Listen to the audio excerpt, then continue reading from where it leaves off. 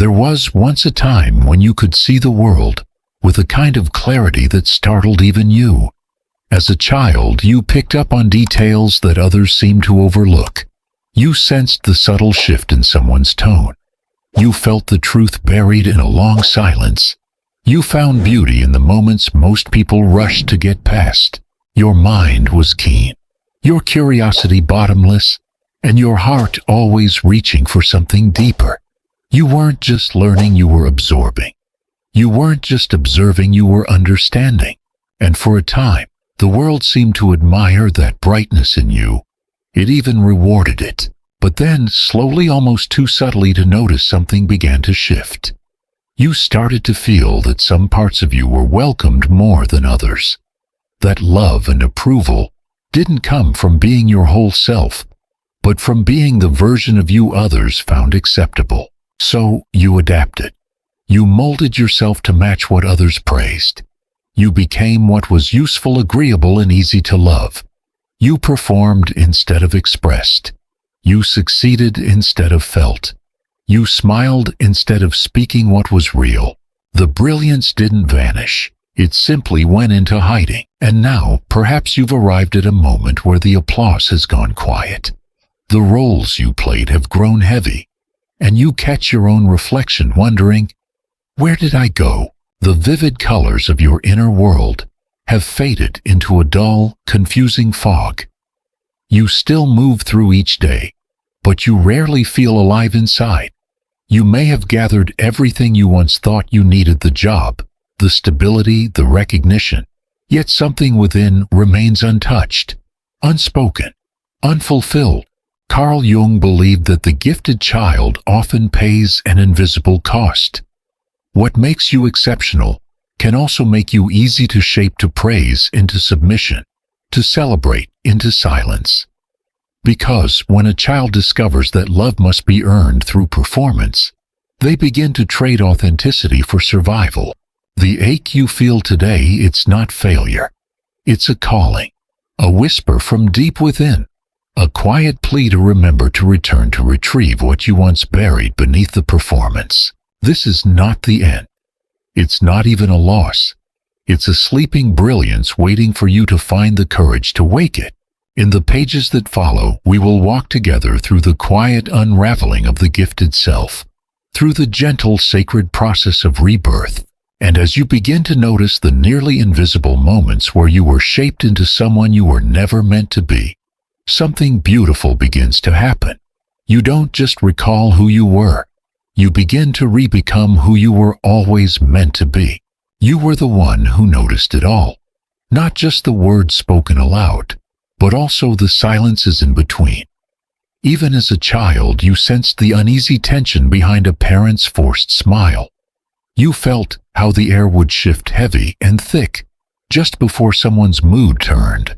You understood early on that words could not always be trusted. So you learned not to rely on them. Instead, you tuned into something deeper.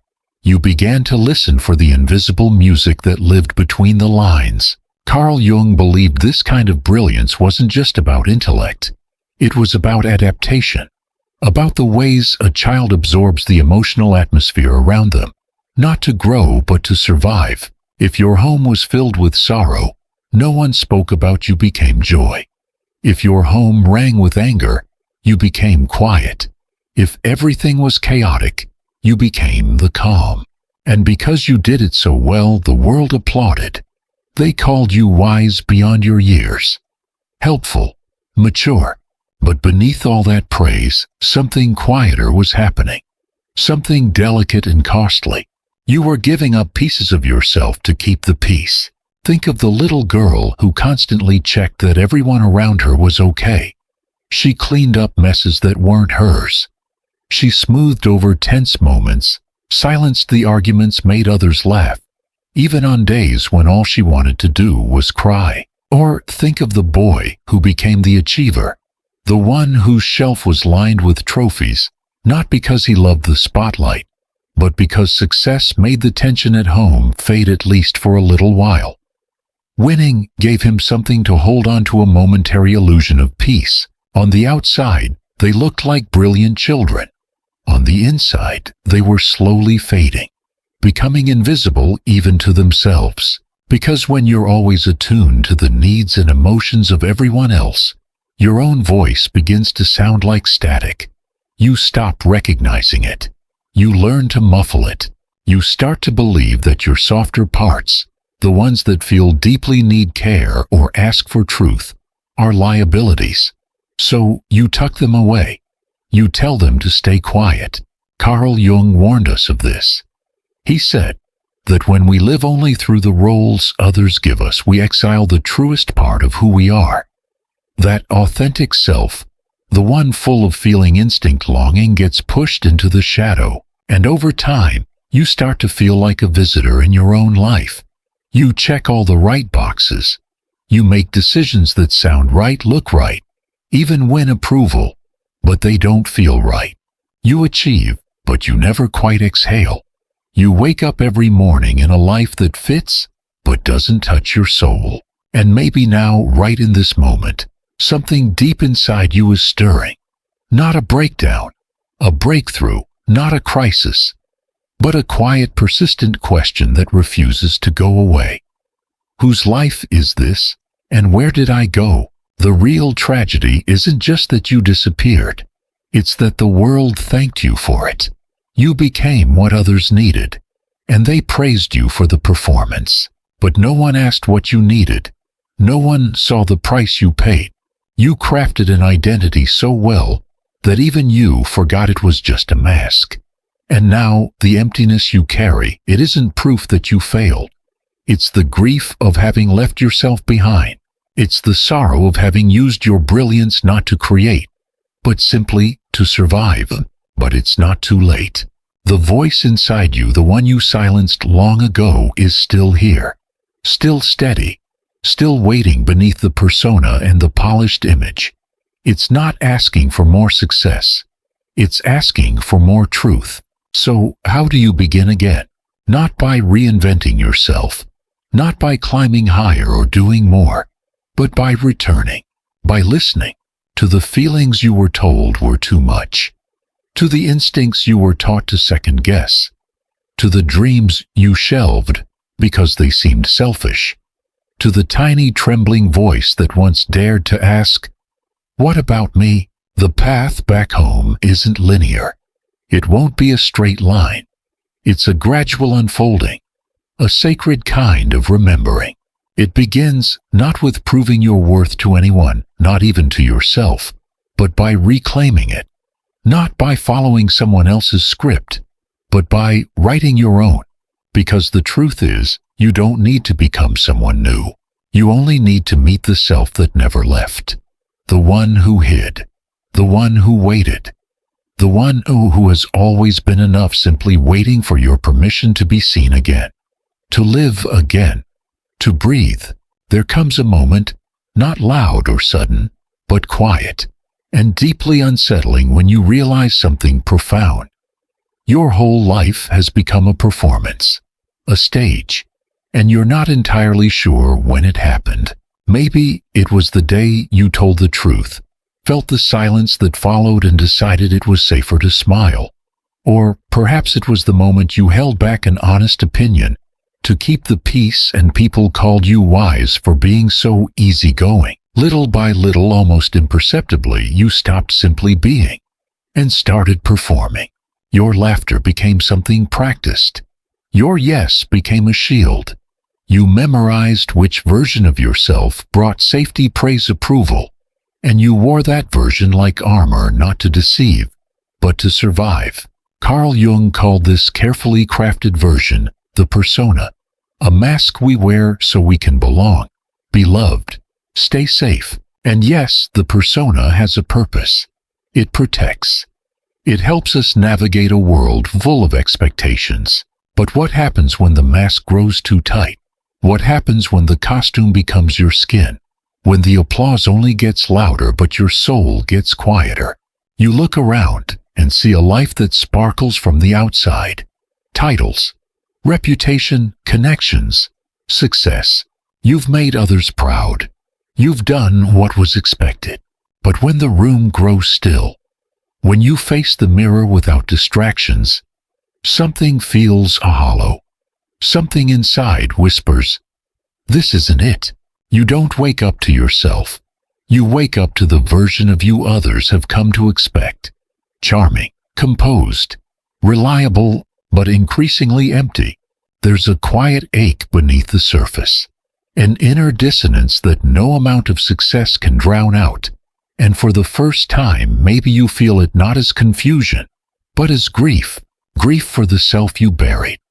The self you hid in exchange for staying close to love. Picture the high-achieving woman, always kind, always poised, always saying yes. Her calendar full, her voice gentle, but behind her eyes, a quiet panic. She doesn't remember what brings her joy. She doesn't know what true rest even feels like anymore. Her life looks curated perfect even, but it no longer feels like hers.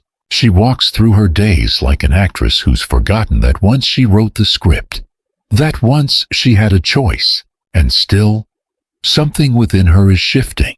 Something long buried is beginning to whisper, "This isn't it. There's more." That inner tremble is not a breakdown. It's a threshold. Jung called it the call to individuation.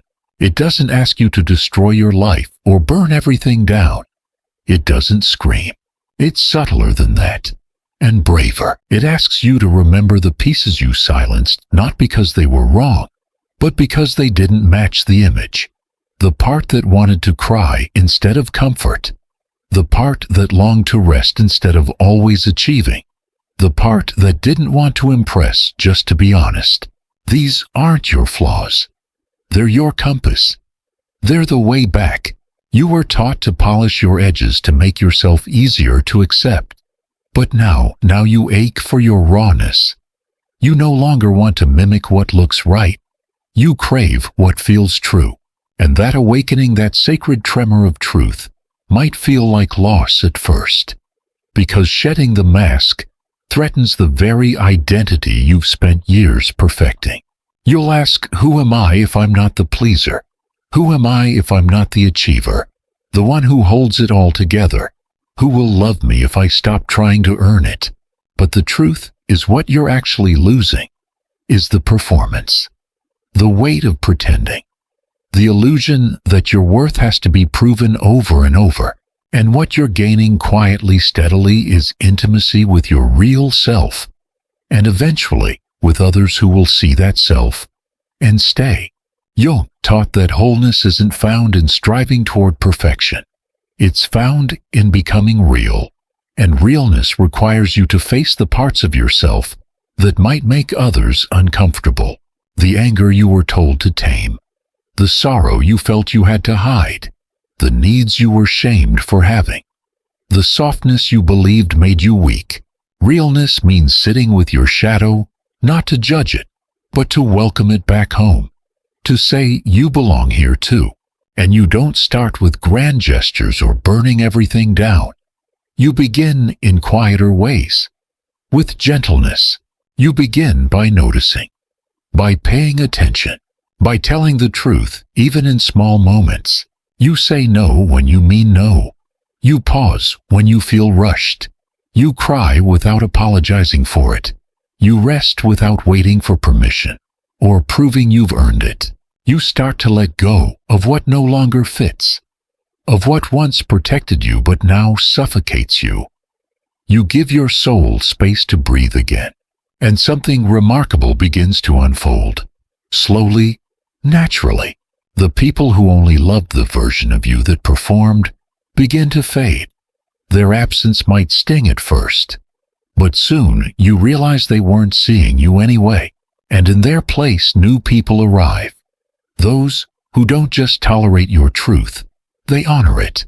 They love you not for your perfection, but for your presence. And even more importantly, you begin to see yourself, not as the polished version that earned applause, but as the soul who was always enough, even in her mess, even in her silence, even when she wasn't doing anything at all. This is the turning point. Not in becoming someone entirely new, but in reclaiming someone ancient. The child before the mask. The soul before the performance. The brilliance that was never gone, only hidden. And as that light begins to return, so does your life.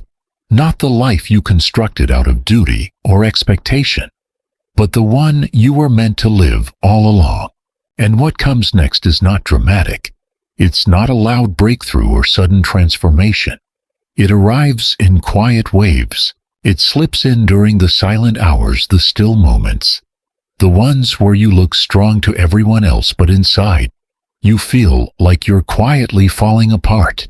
No one ever warned the brilliant child about this part. They praised your composure. They celebrated your resilience. They admired how capable you were. But no one saw how early you had to become those things. No one saw that your independence wasn't really a choice. It was a necessity. Often, there's a moment so small, it barely registers when something inside a gifted child quietly breaks. Not with a bang, but with silence. A need goes unmet. A cry is ignored. A truth is dismissed. And in that stillness, the child learns something dangerous: I cannot depend on anyone. From that moment on, survival becomes performance. You smile so no one asks. You succeed so no one looks too closely. You become fluent in reading everyone else's emotions while losing fluency in your own. You build strength like armor, not because you want to be invincible, but because you learned that being soft made you invisible. And over time, that armor hardens. You wear self-sufficiency like a badge of honor. But beneath it, you're exhausted, not because you're weak, but because you've never known what it feels like to truly rest emotionally, spiritually, or otherwise in someone else's presence, without fearing it will cost you your dignity. Picture the person everyone turns to in a crisis. The one who holds it all together. The one who never cries, never asks, never falls apart. She's the steady one, the strong one. But behind her eyes there's a tiredness she doesn't have the words for. She can't remember the last time someone asked how she was without needing something in return. She doesn't resent others, but she does feel invisible. She gave the world her strength. No one ever thought to ask if she had a place to fall, and when she finally tries to soften, to rest, to receive, to be held, something in her body clenches. Because even though she longs for vulnerability, it still feels dangerous. Carl Jung once said, "Where love rules, there is no will to power." But hyper-independence, the armor you wear with pride, is actually the will to power disguised as survival.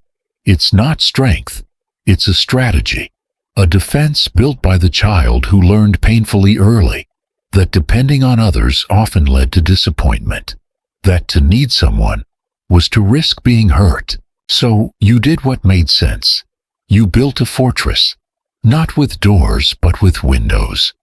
Windows wide enough to smile through but never quite open enough to let anyone in.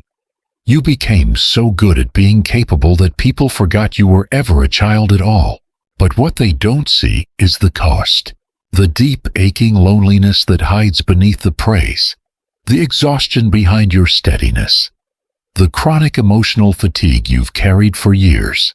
Not because you aren't strong, but because you've had to be. What you may not have realized yet is that true independence doesn't come from never needing. It comes from learning when to open and when to protect. It comes from choice, not fear. Real strength isn't pretending you're never afraid. It's having the courage to admit, I've carried this for too long, and I'm tired of doing it alone. Healing doesn't happen by doubling down on the mask. It doesn't come from perfecting the illusion that everything's under control. It begins with a quiet kind of bravery, the courage to let someone in, not to fix you, not to save you, but simply to witness you. It starts with saying, I'm tired, without softening it with a joke. It starts with whispering, I need help, without flinching in shame. It comes from remembering that even the strong one, even you, has a heart too. And that heart is not hungry for admiration. It's starving for connection. Real connection.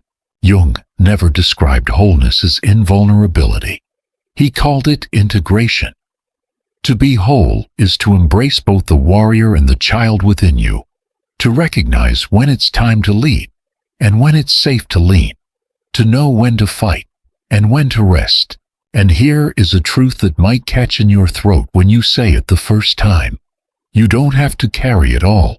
Not anymore. You can still be powerful and need people. You can be wise and still have so much to learn. You can be deeply intuitive and still feel completely lost at times. This isn't weakness, it's humanity. And the moment you stop pretending to be unshakable is the moment you remember what it feels like to be real. And in that softness, you don't disappear. You don't collapse. You return to the you who always hoped deep down that someone might finally see past the performance, to the part of you that no longer wants to impress, only to exist, only to feel. This isn't the end of your strength. It's the beginning of your authenticity. And when you finally speak the truth you've kept hidden beneath the practiced smile, you may be surprised to find that the world doesn't fall apart. It leans in, not because you're impressive, but because you're finally honest. But beneath every mask, beneath every performance, beneath every carefully crafted version of yourself, designed to earn love or prove worth, there exists a quieter truth. One that lives in the shadows of your own silence. It doesn't scream. It doesn't demand attention. It waits. It only surfaces when you finally stop running. When the doing slows down, just enough for you to feel what you've been avoiding. And when it does, it's not the world that rises to confront you. It's you, the real you, the one who's been watching from the edges, beneath the striving, beneath the accolades, beneath the flawless image. There is a single question, one that refuses to be silenced. Why do I still feel so empty? This is the unraveling, the moment that gently pulls apart even the most composed lives. You've done everything right. You've checked every box. You've shown up strong, capable, intelligent. You've succeeded in every way that's visible. But then the night comes. The applause fades. The mirror tells the truth. And you stare at the ceiling feeling like a ghost, inside the life you worked so hard to build. Carl Jung warned, if we abandon our inner world long enough, we start to become strangers to ourselves. We begin to confuse productivity for purpose. We trade presence for praise. We mistake admiration for love. And while the world may still celebrate your brilliance, your soul knows the truth. It knows when it's being used as currency. It knows when your value is being traded for approval. You don't need anyone to say it aloud. You feel it in your bones. You feel it every time the spotlight dims and the silence rushes back. Every time someone compliments your strength, and all you want is to be allowed to be soft. You feel it when you tick another task off the list, only to realize that nothing inside you has changed.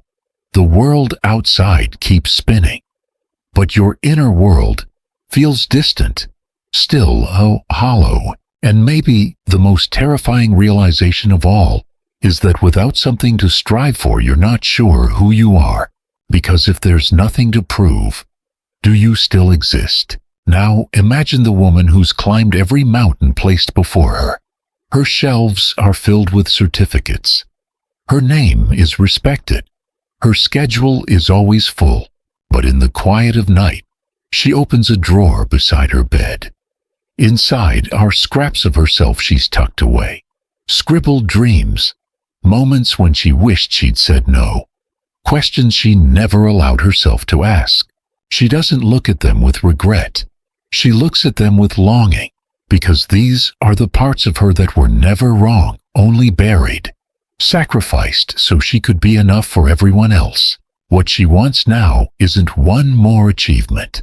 It's not another title or mountain to climb. It's something far simpler, something far braver. She wants permission to sit down, to breathe, to ask finally, what do I want if I'm not trying to impress anyone? This is where so many gifted children end up, as high-functioning adults who can handle anything except their own joy. Not because they don't deserve happiness, not because they don't know how, but because their entire self-worth was built on conditional approval. Because somewhere along the way, they learned I am only valuable when I'm achieving. But Jung taught us that real healing doesn't begin when we add more.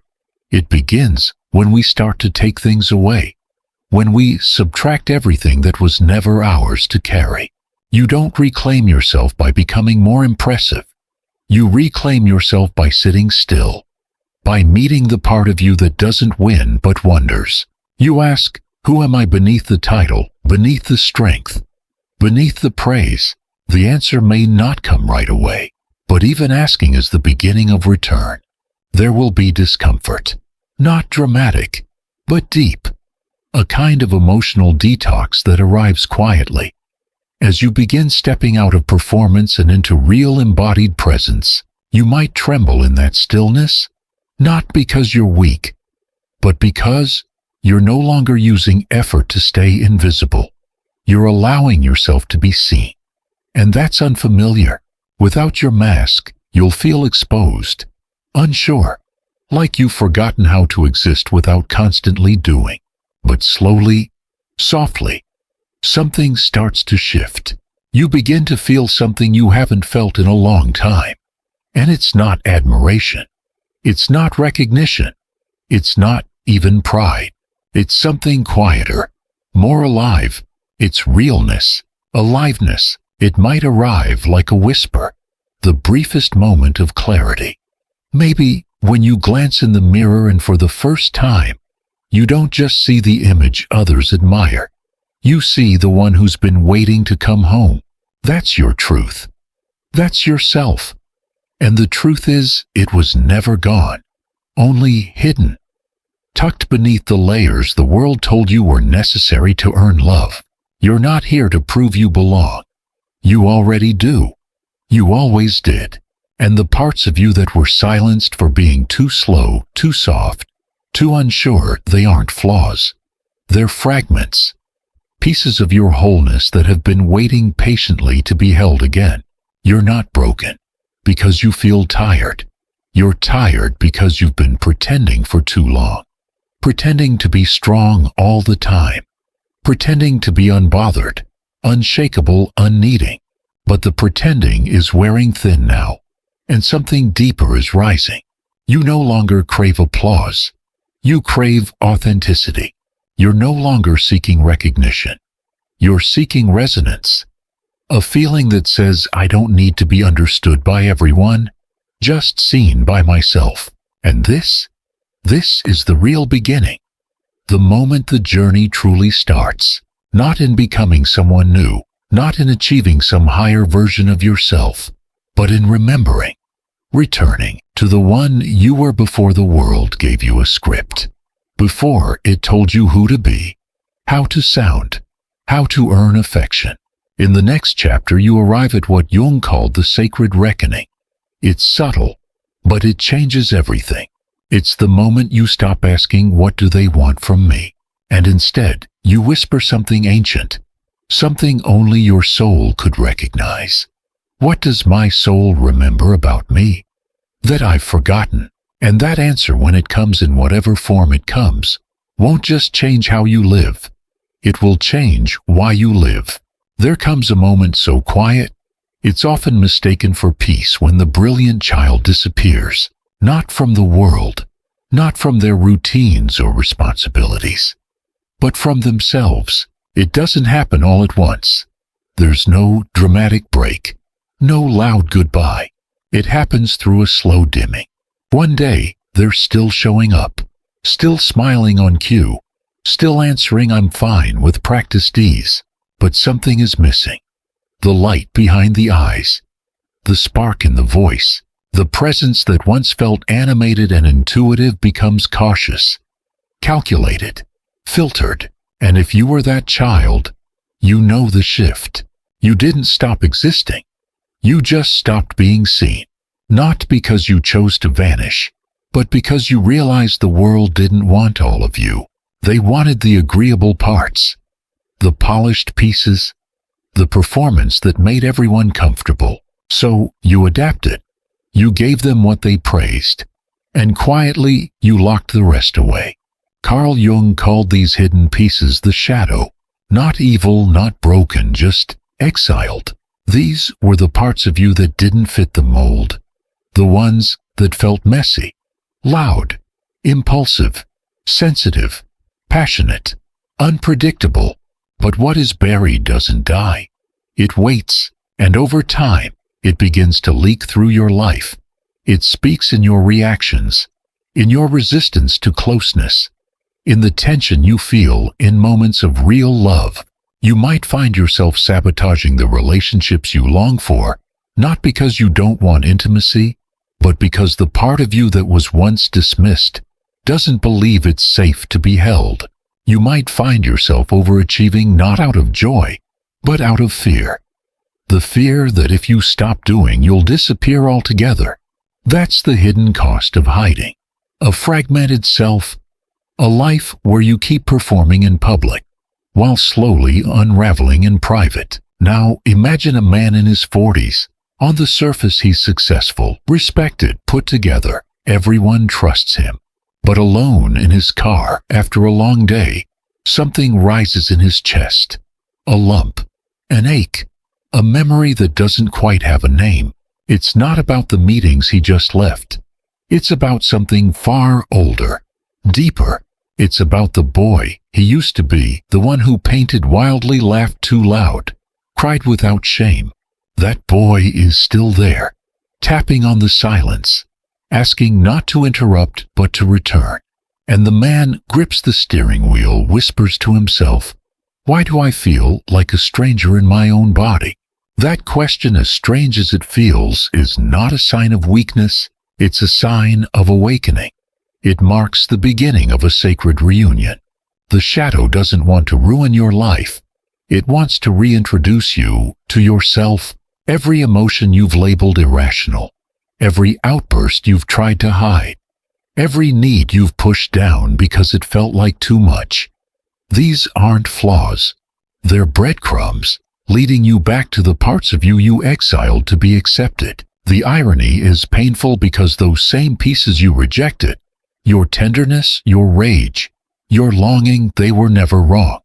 They're the exact ingredients of your wholeness. Without them, life becomes flat, mechanical, predictable, numb. You laugh at the wrong things. You flinch at genuine kindness. You chase relationships that repeat your oldest wounds. You resist the ones that could actually help you heal. Because a life built on rejecting the self can function, but it cannot feel. It survives, but it never truly lives. So, how do you begin to reclaim what was hidden? You start by stopping. You stop pathologizing your feelings. You stop calling your tears too much. You stop treating your emotions like a problem to be solved. You stop labeling your sensitivity as a flaw to fix. Instead, you listen. You allow the discomfort to rise. You let it speak. You hold space for what once felt unworthy of being heard. You create room for the parts of you that were once called too loud, too wild, too tender for the room. You sit with your sorrow, not to fix it, not to push it away, but to honor it. You allow the anger to surface, not to act on it destructively, but to understand where it came from and what boundary it was trying to protect. And when joy returns, you let it in not as something you must earn, but as something you are inherently allowed to feel. You begin to understand something sacred. These emotions you've run from all your life, they're not dangerous. They're not defective. They are sacred. They are the original language of your soul. They were how you spoke before the world taught you to speak in edited tones. Carl Jung believed that the path to individuation, the journey of becoming whole, is not about escaping who you were. It's about integrating what you've hidden. It's about returning to yourself not as a curated identity, but as a complete feeling alive being. Healing, then, isn't about rewriting the past. It's not about pretending it didn't happen. It's not a bypass. It's an embrace. So, when that inner child knocks through your insomnia, through your anxiety, through that sudden ache in a moment that should feel full, don't shut the door again. Don't dismiss them. Don't shame them for showing up now. Open the door. Let them in. Say to them, you don't have to perform anymore. You don't have to earn love by being impressive. You are safe now. You are welcome now. That's not regression. That's not going backward. That's return. Because you were never meant to become some perfect adult who never needs, never breaks, never cries. You were meant to become whole. And wholeness, it's not clean or polished. It's not always graceful. It's not a highlight reel. It's messy. It stumbles, it weeps, it roars, it forgets, and then slowly, it remembers. It's the full range of what it means to be alive. You were a brilliant child, not because you were flawless, but because you were fully present, fully alive, fully you, and that aliveness, it didn't vanish. It got buried, under masks, under milestones, under all the roles you were told you had to play. But now that aliveness is rising again, not as a return to who you used to be, not as a rewind, but as a reclamation, a conscious choice to bring forward everything you still are, everything that was never truly lost, just waiting to be invited back into the light. That's the real you, not the one who performs, not the one who proves, the one who simply is. And this is the beginning of home. And so here you are, no longer the child quietly begging for permission just to exist, no longer the adult performing a version of life just to feel worthy of being loved. You've stepped beyond the noise, beyond the applause, beyond the image of who you were supposed to be. You now stand in the quiet center of your own being, not empty, not lost, but filled with everything you once set aside just to survive. This isn't about becoming better. It's not about upgrading or improving. It's about remembering the beauty of being real, and realness carries a certain gravity, a stillness, a deep knowing that doesn't shout, it just is. There's nothing left to chase. There's nothing more to earn. You begin to feel, maybe for the first time, that your presence just as it is holds more truth than any perfected version of you ever could. The voice within one silenced for safety now speaks again. And it speaks with the strength of someone who has walked through fire and found their name in the ashes. You realize that healing was never a destination. It was always a return, a homecoming, not to who you should be, but to the self who never stopped waiting for you, only stopped speaking because it had no room to be heard. And even now, as the world continues to tempt you with the old performances, the polished masks, the easy approval, the urge to shrink yourself again, you feel something else rising, a quiet resistance, a sacred boundary, a soft but undeniable whisper in your soul that says, I remember who I was before the masks, before the pleasing, before I forgot what unfiltered joy felt like. The world may still ask you to make yourself small, but now you know you don't have to. You can stay soft and powerful. You can speak your truth and still be loved. You can rest without guilt. You can be fully seen without carrying shame, because the journey was never about finding yourself out there. It was always about coming home, inward, brushing the dust from the mirror and recognizing what's been there all along.